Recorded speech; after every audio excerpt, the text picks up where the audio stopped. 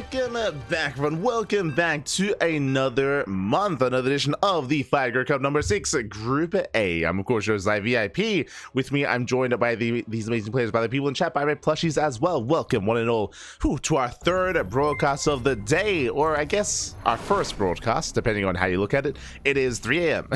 It is 3 a.m. in the morning. Here we go. We have our first series. We have our first map. We have our first group. Let's jump in. As spawning in the bottom right hand corner of King's Cove, we have the red Protoss player. We just featured him earlier today. We have the red Protoss for Team Liquid. It is SKillous. And spawning in the top left hand corner, we have the blue Zerg player. It is YoungYakov. Here we go. If you're in the chat, I'll briefly go into the event itself. But if you're in the chat, you know what time it is. It is Gamma time. Predictions are open. Place your bets on who you believe will take the series. Best of luck in the chat. As a reminder, this is a best of 2, not a best of 3, not a best of 5, best of 2. So there are 3 options available to you. Best of luck. Best of luck in the chat with those options, with those predictions. And as we said, Lynn, a big shout out to Kashim. Share my papi, share my gender. Good to see you, papi. Good to see you. Thank you so much, Jenkuya. Even thank you so much for resubscribing for 16 months, papi. 16 months in a row.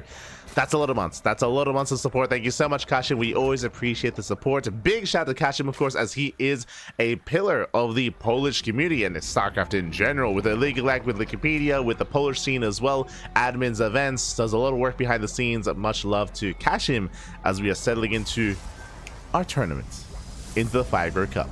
Welcome, welcome one and all. For those that maybe are tuning in for the first time, welcome to a monthly tournament. We have been the English cast for this event for the past 3 months, ever since Fire Cup number 4. So if you are curious about the VODs, if you want to see more of these players, then check out Fire Cup number 4 and number 5. The VODs are on YouTube. This is a 3-day event, technically a 5-day event, but we only cover 3 of those days. What I mean by that, every single month there are qualifiers. We don't cast the qualifiers, we only cast the main event, but there are qualifiers leading up to this to actually make it into the main event every single month.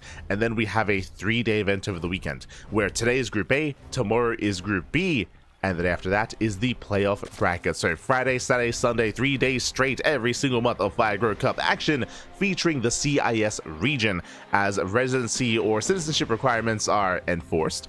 So we have players like YoungYakov, players like SKillous, players like Milky Cow, Power, Wayne, GG Machine, Nicarax, and many more. Shameless, for example. They're all going to be featured. They're all going to be facing off against each other, and we are here to determine the strongest of them this month. Reigning champions include players like Wayne, include players like YoungYakov as well, and we're here to face off and determine this month's champion.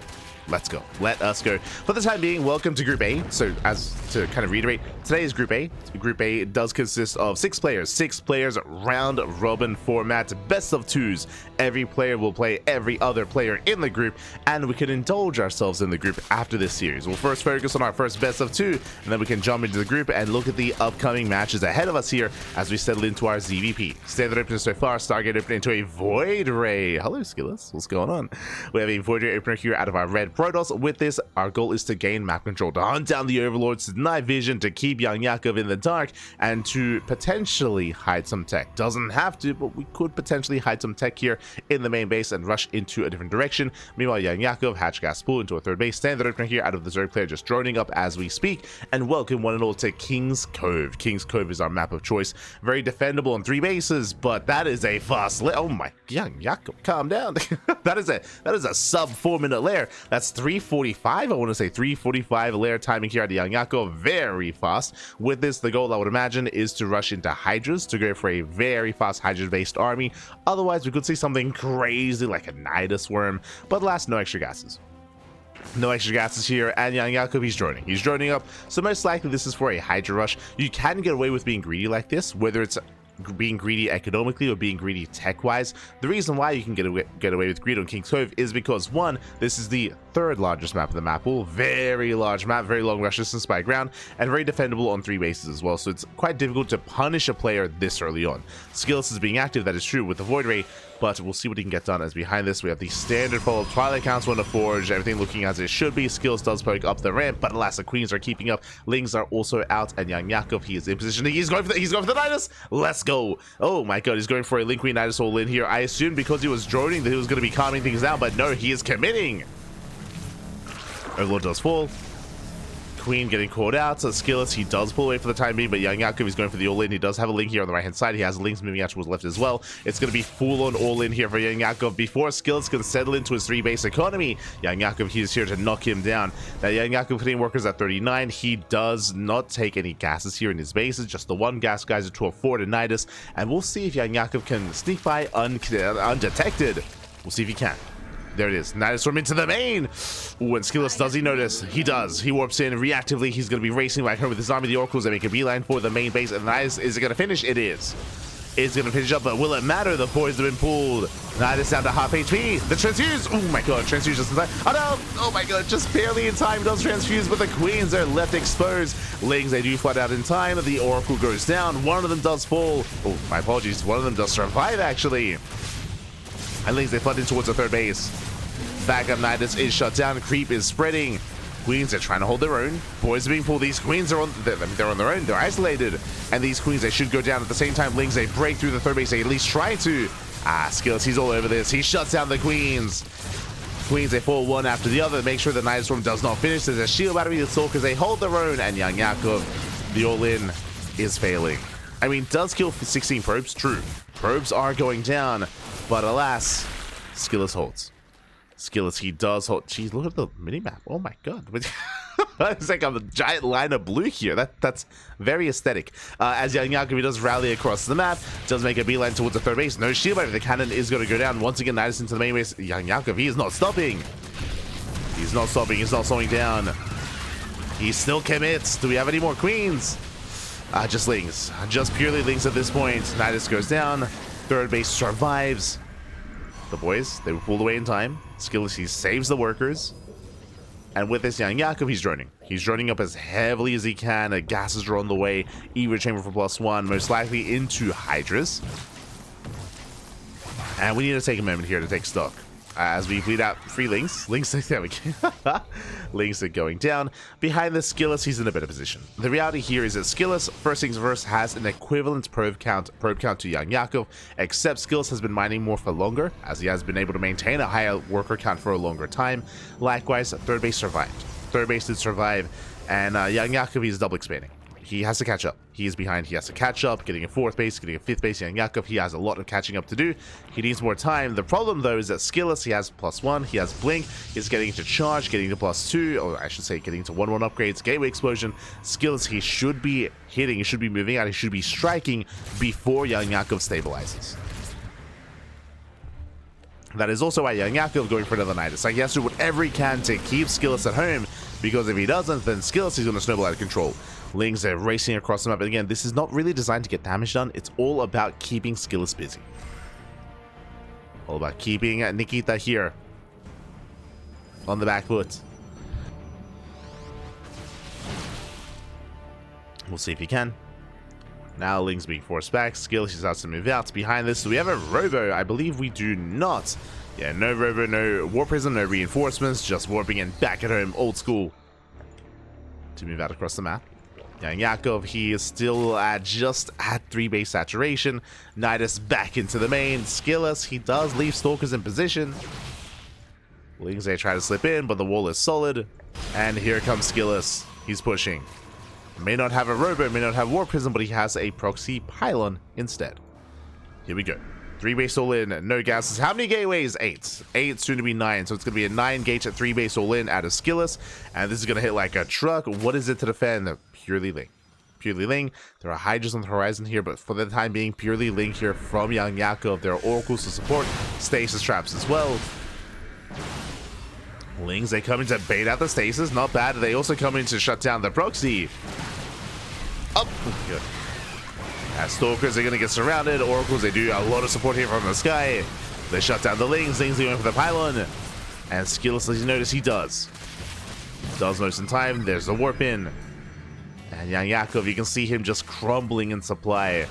As we mentioned, the supplies, they were deceivingly close, but the soup does lie because, I mean, turns into this kind of snowball effect. The warp in's complete, and SKillous, he has far too much. Lings, they're trying to engage off of creep. They pick off some Stalkers. kiting is good enough for SKillous. Likewise, once again, YoungYakov peels up a couple of units forward to try and deny the proxy. They are unable to. And SKillous, oh no, he finds the Hydras. Does find the Hydras, gets one. One Hydra goes down. Stasis about to run out. SKillous, he leaves some Stalkers behind to deal with that. Once again, kiting against these Lings. Kiting well. He does kite all the way back to his reinforcements. Yeah, now SKillous, he can make a stand. He can make a stand, move in. YoungYakov behind this, he's running out of steam. He doesn't really have much of an economy behind this. He's on 64 workers, trying to keep up.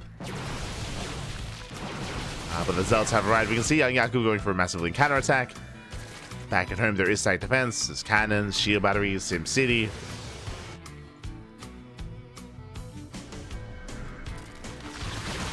The Hydra count is building up. Oh, the SKillous can be a little bit more assertive here. Definitely. So he does try to commit. Bailey's going to be waddling in. YoungYakov is buying time. Building up more Hydras. True. Bailey's a waddling towards the middle line. Alas, they don't get much done. SimCity's too good. The setup too good. Another Bailey run by. He tries again.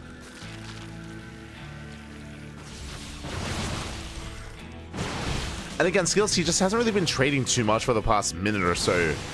Where he's just been poking in a little bit here. No major dives. He's also coming for a counterattack, but there are plenty of Baileys in position. And Baileys just shut down the Zealots. The base does fall. Yakov going for another link counterattack, but alas, there is a warping back at home. The Stalkers, they get surrounded. Never mind. Nice blinks here by YoungYakov. Likewise moving in. Let's move in. Station Trap's going to be going off, shutting down the Lings. Almost purely Hydra. I mean, this would be a good opportunity here for SKillous to just dive on the army. Now Lings are coming in from behind. Hydras are exposed. SKillous playing it safe. Still playing it very safe, and he's giving YoungYakov the opportunity to build up more Hydras, even more so. 10 more Hydras on the way. This can get out of hand. Now the Hydra count is built up to a point where he can actually fight this army. Here come the Zealots. There we go. The Zealots have arrived. So SKillous was waiting for. Now he can probably engage. There's a dive. There's the blink. It's what we wanted. It's what we wanted. The aggressive blink. And with that, GG gets called. SKillous, he will break through and he will take game number 1. GG. Whew. GG, well played. Again, YoungYakov hyper aggressive with the Link Queen Nidus all in, but alas, I should say he wasn't quite able to break through. He wasn't quite able to do enough damage. He did kill some workers, that is true, but by the end of the all-in, we saw that SKillous had a comparable, if not greater, probe count. He was still on 3 bases. He still had the greater tech, the greater economy, and just was not enough damage. Not enough damage dealt in the end. GG, well played. SKillous takes a lead in the series, but I want to believe that YoungYakov can bounce back as we are getting ready for game number 2. We'll see. We'll see if YoungYakov can bring things back here and we can have a tight score. As a reminder, it's a best of 2. Best of 2, not a best of 3. Because of that, there's no way to force the ace match here.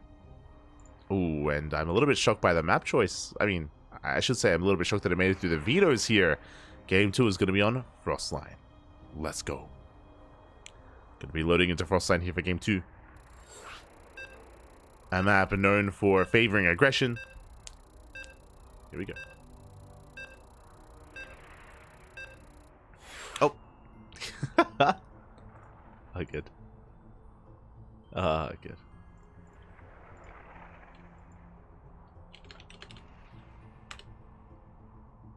SKillous, he bailed. We were about to get into a PvZ, but not the one that you were expecting. SKillous, he jumped out. Get the hell out of there. Okay. Yeah, we're good.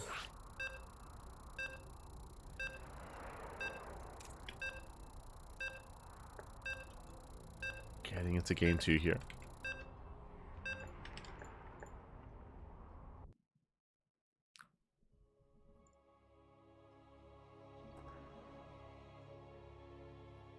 And we're playing our main races. They were tempted, baby. They were tempted.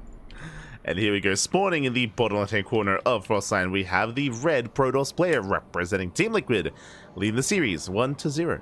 It is SKillous.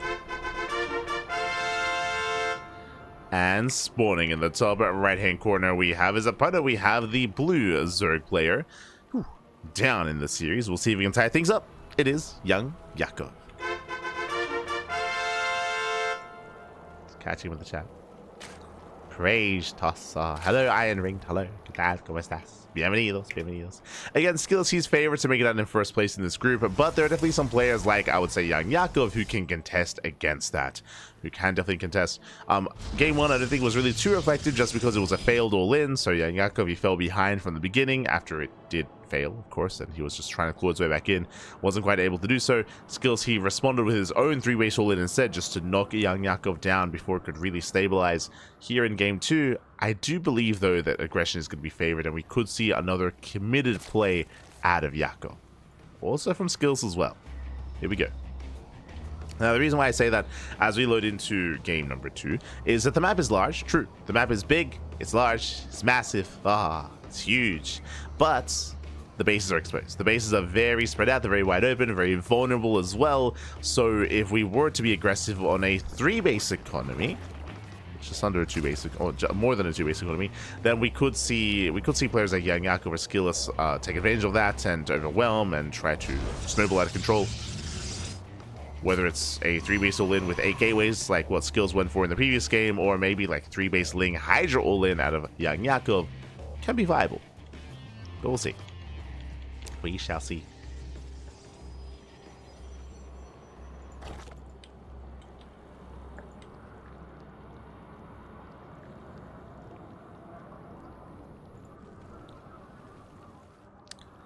So now players are just going to be joining up, saturating their bases.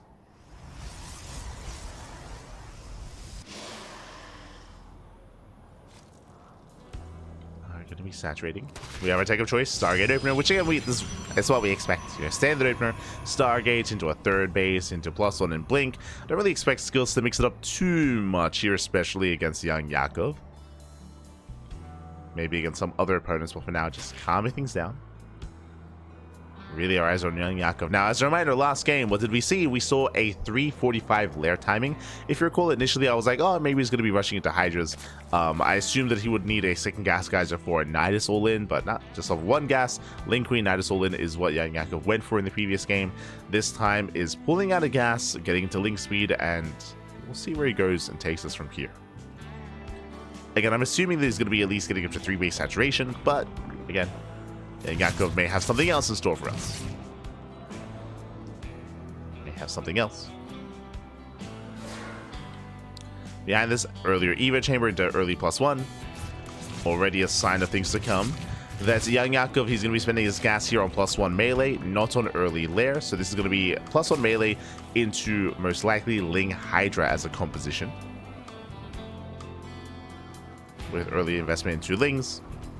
The melee does allow YoungYakov to delay or skip roach production to be more efficient to get into the mid game.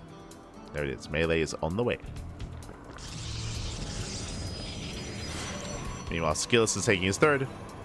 Saturating. 2nd Oracle is on the way. 1st one's moving out. Lings they poke in, but SKillous does defend.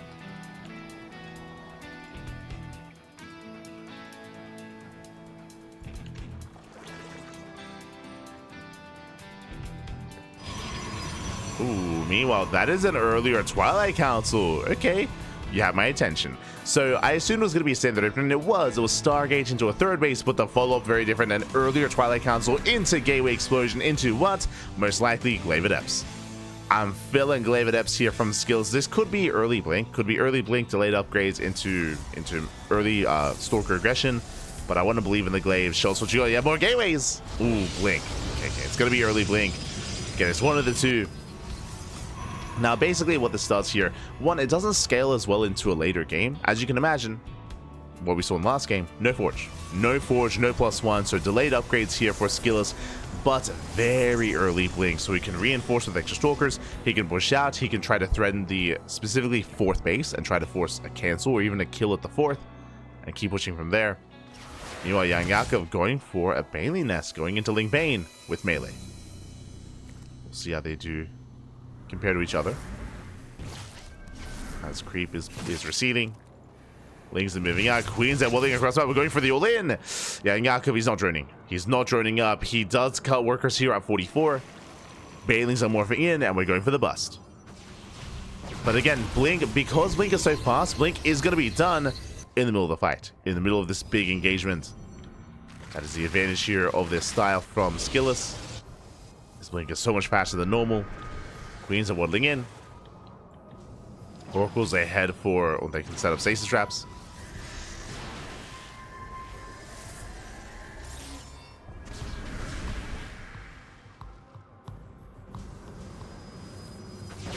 Their traps. Oh, stasis goes off. Massive connection. Oh my god. Nice connection. Diving in the army.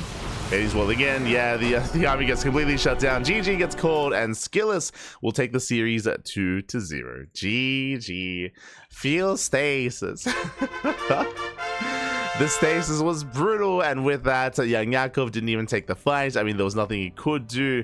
All those links got caught out, and again, Blink was finishing up real fast, real quick with that. GG. GG, well played. SKillous will take the series and will advance on, or will claim first place so far. Claim first place in the group. Ooh, GG. GG, well played. And with that, YoungYakov will start things off with a loss, but despite that, YoungYakov is still favored to make it out of the group as well. And I'm referring to the group, we should quickly have a look together here. We should have a look together as we search